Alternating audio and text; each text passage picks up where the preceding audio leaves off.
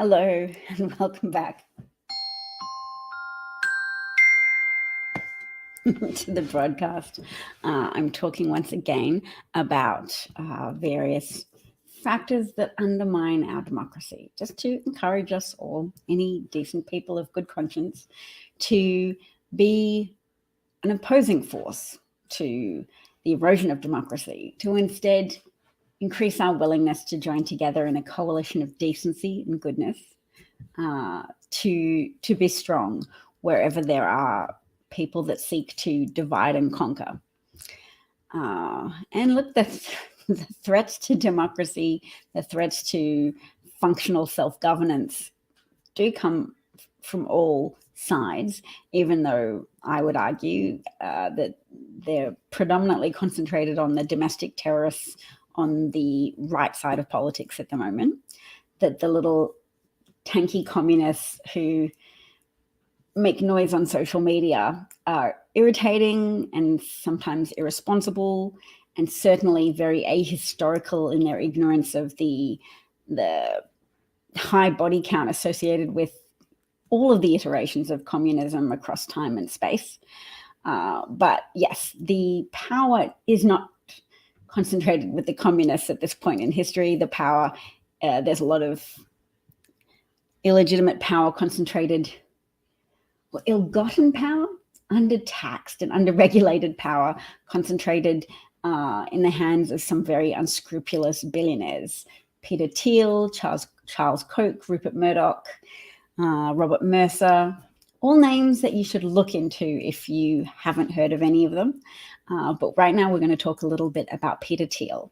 He's the co-founder of PayPal, was on the board of Facebook for a while, is definitely pals with Elon Musk, and bankrolled the Senate campaign of Iowa Senator J.D. Vance, Republican J.D. Vance, the author of Hillbilly Elegy, a Yale-educated lawyer who rose up from challenging life circumstances, according to him, and various people who struggled with drug addiction and alcoholism in his family, and now takes a Republican line of, arguing against benefits for other people. That type of money-kissing, power-hungry, power-adjacent selloutism. Anyway, back to this thread, because the author Yasmin Poole has expressed it really well. She notes that he just gave an Oxford address and referred to Greta Thunberg as part of the Autistic Children's Brigade, which is a wildly inappropriate and offensive thing to say about a successful young activist. Thiel also said that we should fear the Antichrist and one world government. Rightio, thanks, Peter Thiel. Peter Thiel was a major donor in Trump's campaign and has been instrumental in several Republicans being elected. He worked closely with Elon Musk at PayPal. He also denied that his huge money donations harm democracy, and has also said that inequality is not the issue. Instead, the issue is innovation stagnation. He specifically praised Nick Bostrom, founder of the Future of Humanity Institute, for his long-termism theories. Oh yeah, some people call it futurism, some people call it long-termism.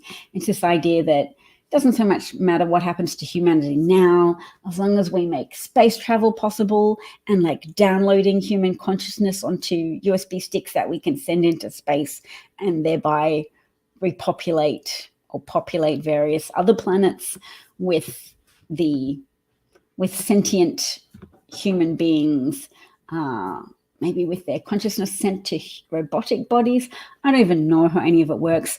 I just know that it's terribly destructive to dismiss humanity now, and humanity needs to have its own hands unshackled to be able to deal with the very real and potent problems of our time, instead of just fancifully saying intergalactic star travel and downloading human consciousness.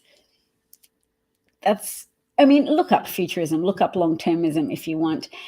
It's destructive because it gives billionaires a rationalization to justify spending a lot of money to send rocket ships into space whilst they continue to violate labor laws, and to distort democratic politics by pouring in billions of dollars or millions of dollars, probably billions if you're talking collectively and you add it all up, billions of dollars into political donations so that a political party of their choice that favors them with tax breaks and subsidies that enhance their own wealth, thus piling into their self-concept as being saviors of the world along their futurism, long-termism plans for star travel will solve everything.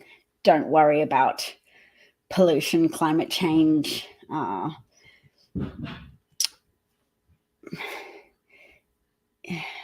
runaway inequality, compounding the problems, some of the problems that have arisen with how democracy is functioning in the United States and elsewhere. So I'm thinking specifically when I say that of the Supreme Court decision called Citizens United, which awarded some of the power of the First Amendment protected speech rights to money. Money was held as speech by a conservative-dominated Supreme Court in 2010.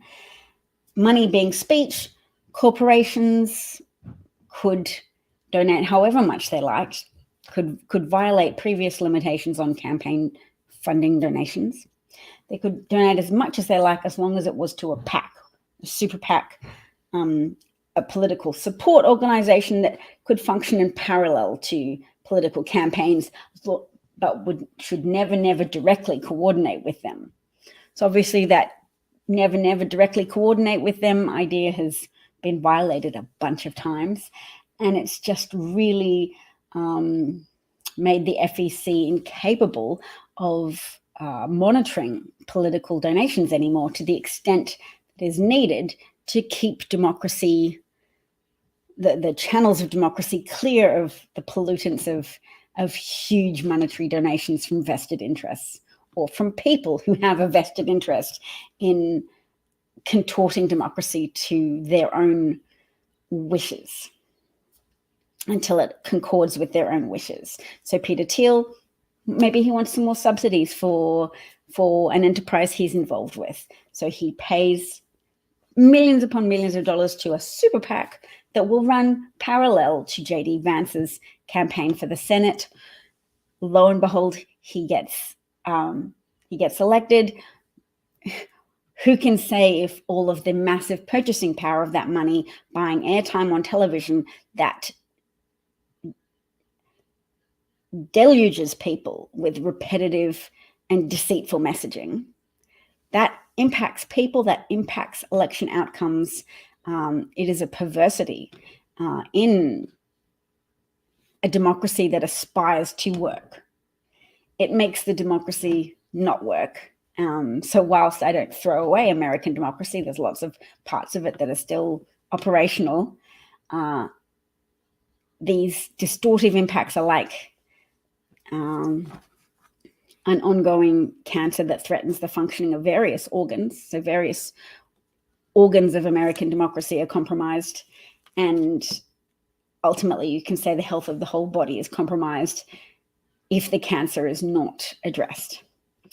And now I'm going to call myself out because referring to, well, you can refer to systems as a cancer. I wouldn't like to refer to ordinary people as a cancer because I don't like to participate in dehumanizing language.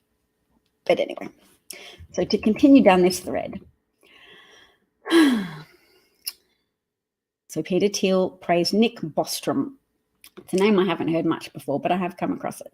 Nick Bostrom, founder of Future of Humanity Institute, revealing timing given that last week Bostrom admitted to writing an email in the mid-90s which said that blacks are more stupid than whites and the N-word slur. So isn't this fascinating then that a philosopher supported by Peter Thiel, embraced by Peter Thiel, is admittedly incredibly racist? It's not a surprise. Billionaires who have an internal intellectual schema in which they are better than other people and are more deserving of a huge amount of wealth, whilst other people die of hunger or lack of access to medical care. And whilst they use their incredible wealth to purchase themselves a distorting level of political influence, so that people who are in poverty don't get their needs met, aren't supported by their own government. Instead, more of that support revolves around or perpetuates a system of socialism for the rich, rugged individualism for the poor. So yes, it's no surprise that a billionaire whose system of self-regard orders the world into hierarchies of worth, I am more worthy, other people are less worthy.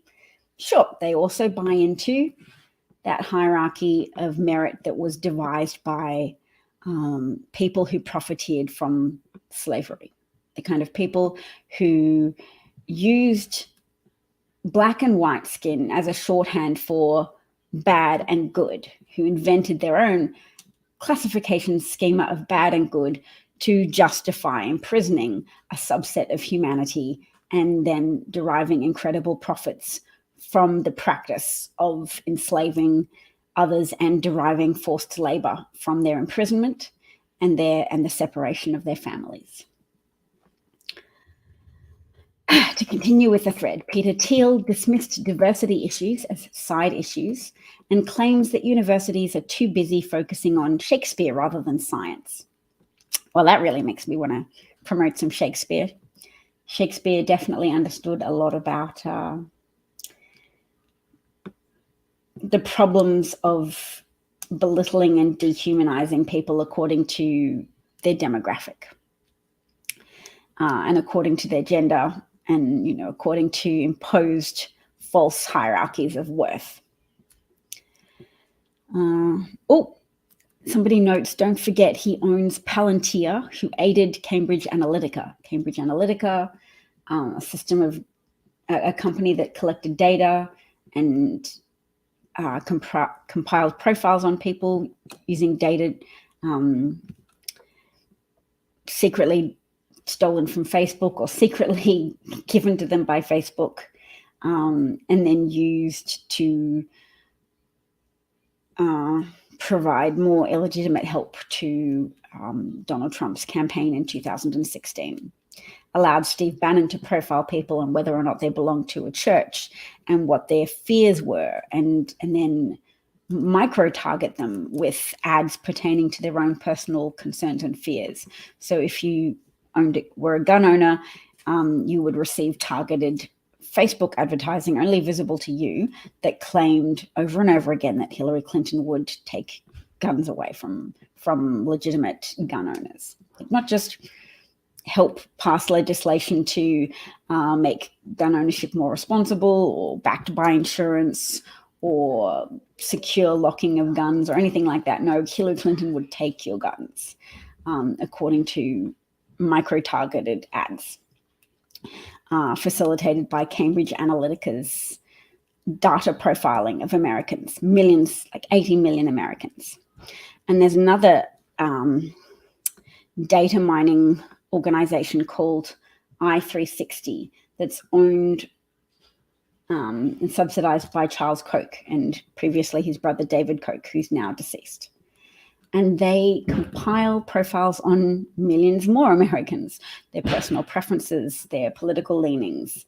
And they do it to build up a picture of you and what you're likely to do so that they can maximize their own personal leverage on you and your opinions and your voting tendencies going forwards.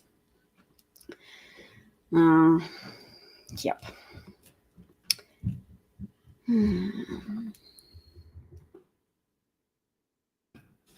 So somebody else is noting that Peter Thiel is a new right, not just alt-right, new right figure who is opposed to the notion of equality, which is part of why so many traditional Catholics were losing it about MLK yesterday.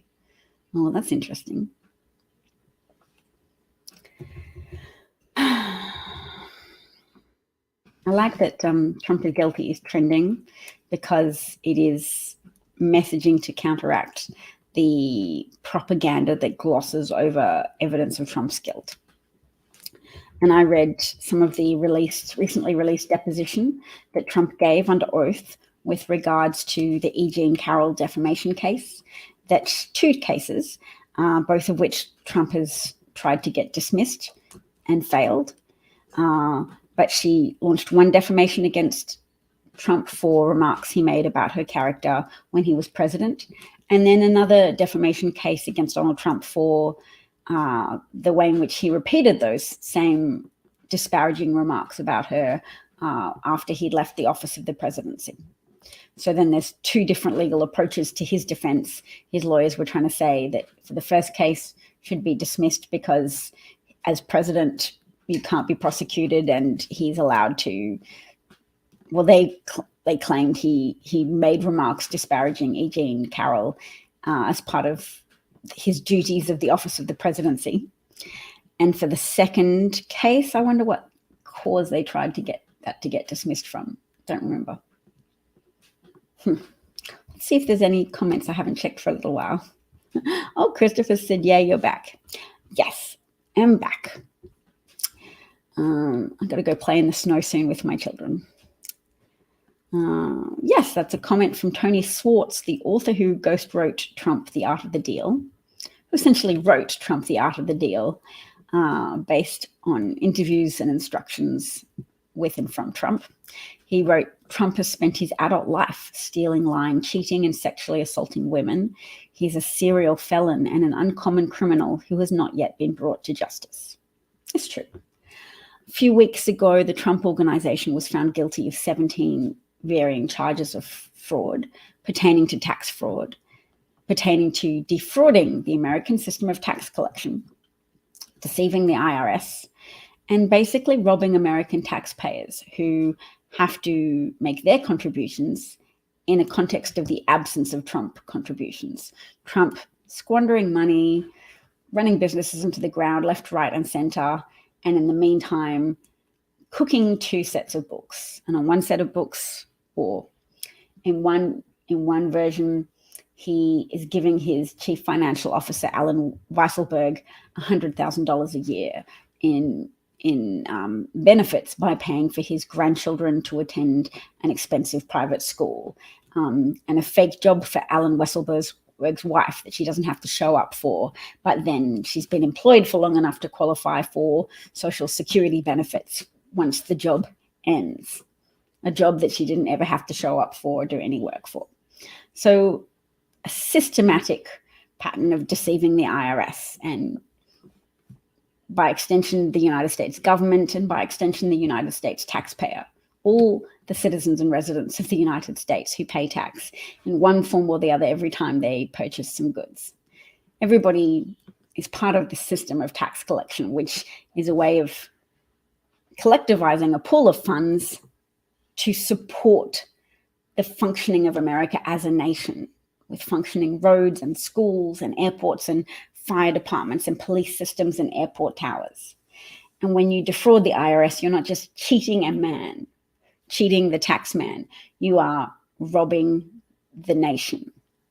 And it's not funny or cute, particularly not when you do it at scale, the scale that Trump did and his CFO and his COO did, which was to deprive the coffers of the United States of millions of dollars. And is part of their intellectual schema of entitlement, saying we don't owe anything to the society that supports us and supports our activities as a business. We can steal from them and we don't feel bad about it. All right. Oh, look, here's a little cartoon that's making an effort to synthesize and simplify the problems with trying to draw a false equivalence between Trump's behavior and Biden's behavior. Biden's lawyers handed over various classified documents that were evidently mispacked up with his personal effects. He finds them. The lawyers say, here you go, straight away. Here you go, National Archives. Our apologies. Trump says, I don't have them. You planted them. No, they're mine anyway. Oh, how dare you first of all, yep, my lawyers have signed a declaration saying there's definitely no more classified documents here. So yeah, I definitely don't have anything to give back. It's all gone. Oh, wait, a whistleblower said that I've been moving boxes around my house that have classified documents in them. No, don't have anything.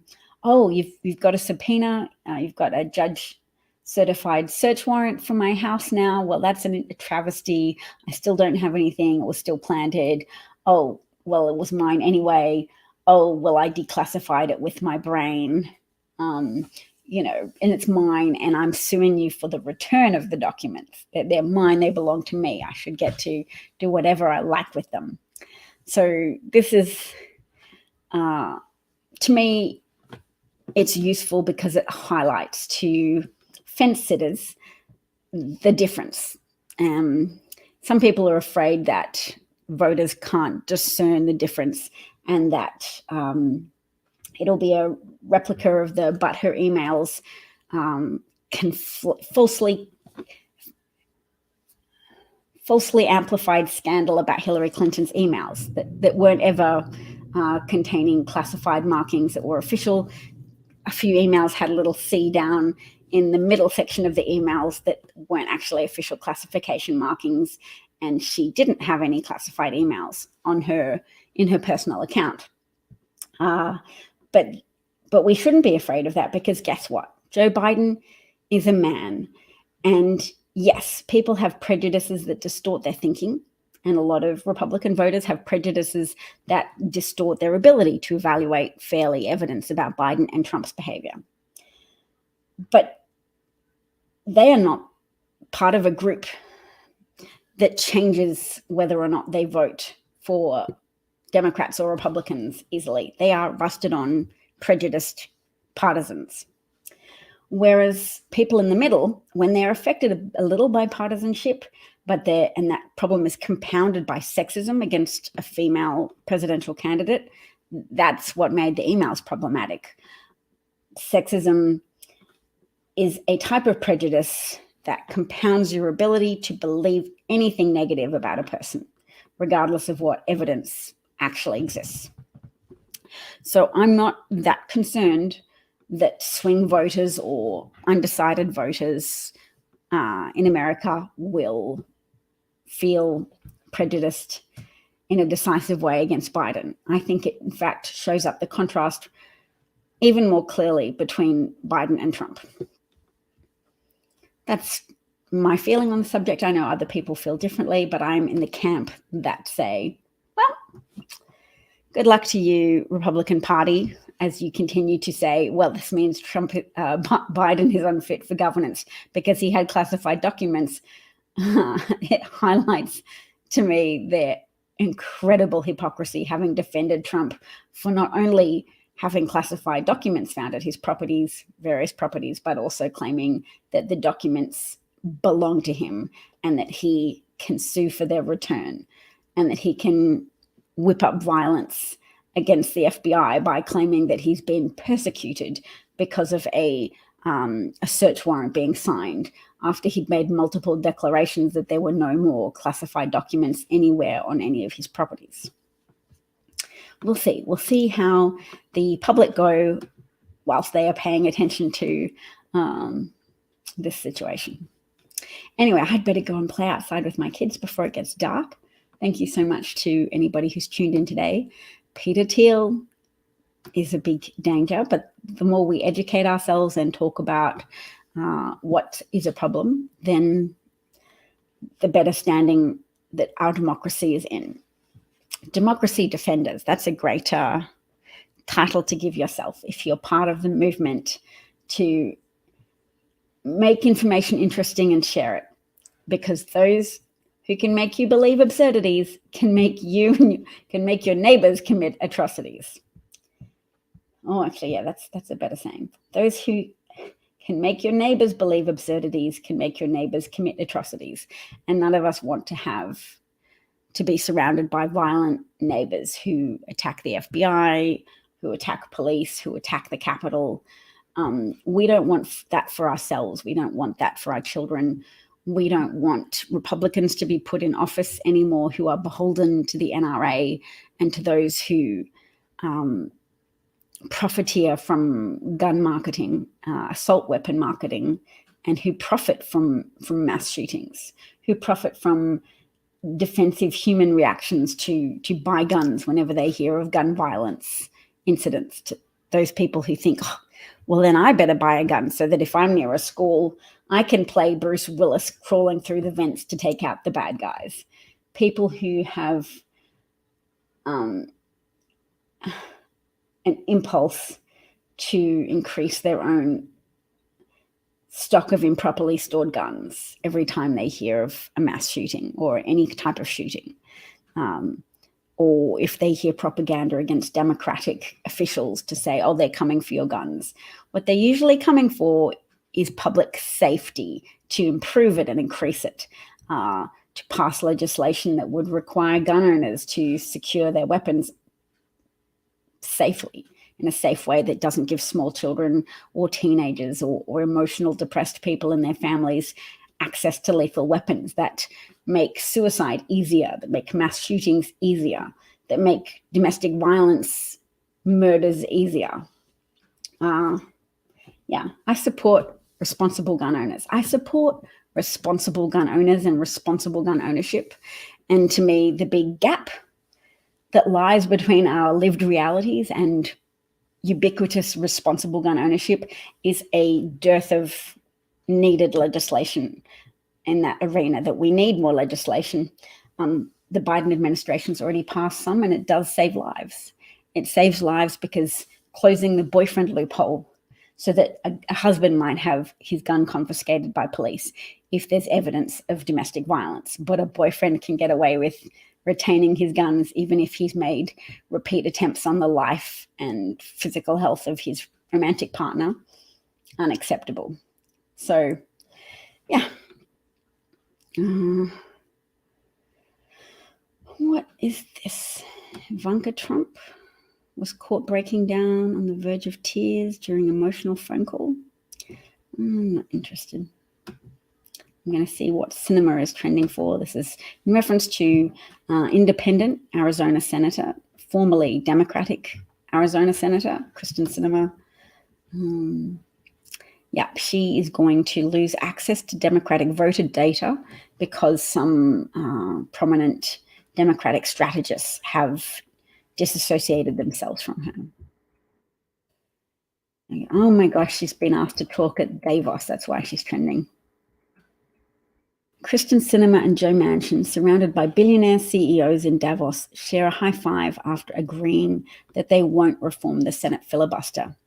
Oh, that's so disgusting. Ugh, I just vomity. All right, let's unpack that very quickly. Kristen Sinema won't, and Joe Manchin won't reform the filibuster, which is a vestigial racist procedure. It's not part of the Constitution. It's a procedure from the Senate that's been used typically to obstruct and prevent legislation from passing that would benefit Black Americans. That's the habitual cause for using the filibuster. And reforming it would make an amazing difference to the functionality of American politics. You'd be able to pass the Voting Rights Act. You'd be able to prevent so many Black Americans from being persecuted for merely exercising their democratic right to vote. You would have more federal legislation that prevented states from being rogue in their determination to enact policies and have their police officers enact or take action to harass Black voters. In Florida, multiple Black people were arrested. Well, they were arrested. I don't need to use air quotes. They were arrested for voting in the 2020 election after they had been given forms to vote. People who had finished a jail sentence, there had been a Florida mandate that said restore voting rights to felons who've completed their jail sentences, their prison sentences, and yet Ron DeSantis, Republican governor, passed an addendum to that saying, well, certain types of crimes, you won't qualify for that, so that he could then take people who had received government advice that they could vote. Government officials had helped them obtain forms to apply for their voting rights restorations, and then once they had voted, they were arrested. And then later on, sure, they were released, but the public spectacle of their arrests and incarceration were used to intimidate and deter other Black voters from participating in the democracy in which they live. So to reduce the functionality of democracy in Florida and consequently in the United States as a whole. So that sucks that Manchin and Sinema are so nakedly in cahoots and resolved to perpetuate the archaic practice of filibustering legislation, which means obstructing legislation that can't be passed with 60 out of 100 votes, so that even though Democrats have a majority, 51 out of 100 Senate seats, they still can't pass legislation. They can pass some if 10 Republicans sign on to it, but anything else can be filibustered. Difference for the American people in the last 2 years. We still don't agree on getting rid of the filibuster. That's correct. Thank you. I was Difference for the So she high five. We still don't agree on getting rid of the filibuster. It's racist. It's got a racist history. And there are 2 other Democratic Congress members who prop Sinema up, because I read a Vanity Fair article about how they're friends with her and they have her over for dinner and drinks at their house and they cheer her up when people are criticizing her. That disgusted me. Let's see if I can find it. They all bought matching necklaces together, shaped like, I've forgotten. Shaped like what?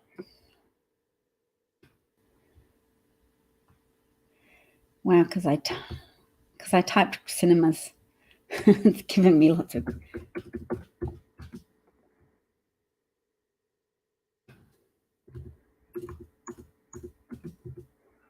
Was it the New Yorker or was it? Okay, I'll take out the word diamond necklaces.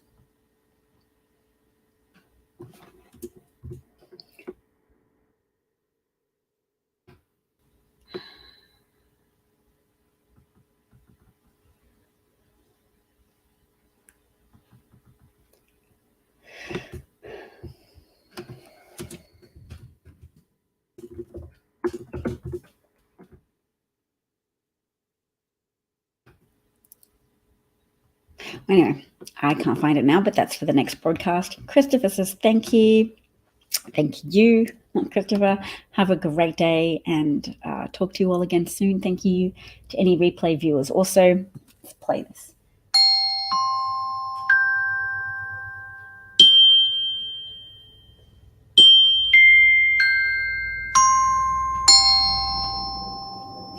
It's a work in progress. Cheers, everyone. Take care of yourselves and each other.